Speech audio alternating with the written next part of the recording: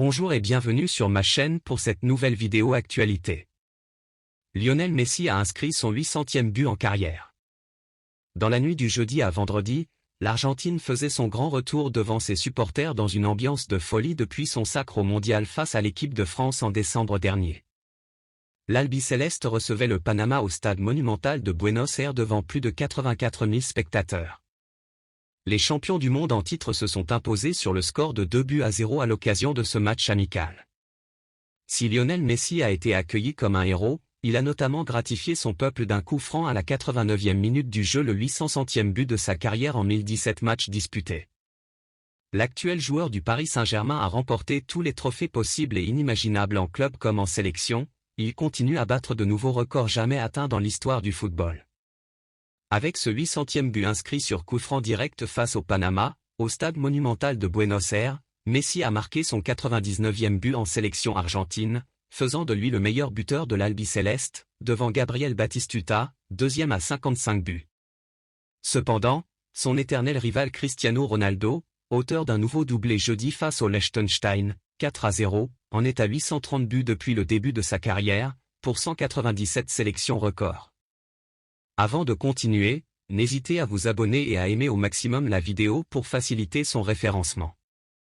Merci pour votre soutien. Officiel, le Bayern Munich change d'entraîneur. Le jeudi soir, la nouvelle a éclaté dans plusieurs médias, le Bayern Munich se séparerait de son entraîneur Julian Nagelsmann. C'était la bombe. Cette information a été confirmée ce vendredi, le technicien de 35 ans n'est plus à la tête de l'équipe allemande. Le club a annoncé l'arrivée de Thomas Tuchel jusqu'en juin 2025.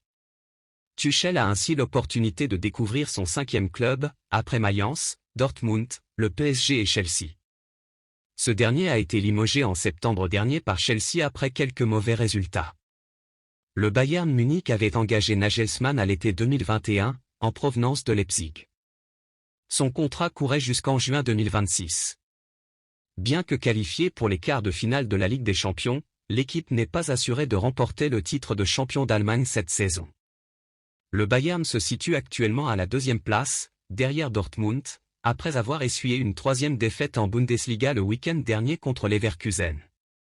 Neymar n'attire plus.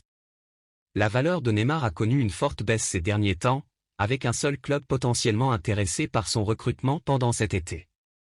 En raison de ses performances décevantes et de ses nombreuses blessures, Neymar n'est plus considéré comme un élément clé de l'équipe du PSG. Même le président du club, Nasser Al-Khelaifi, semble se lasser de lui. Il a été rapporté que le PSG avait tenté de se débarrasser de Neymar l'été dernier, mais son salaire élevé et les années restantes sur son contrat ont fait peur à de nombreux clubs.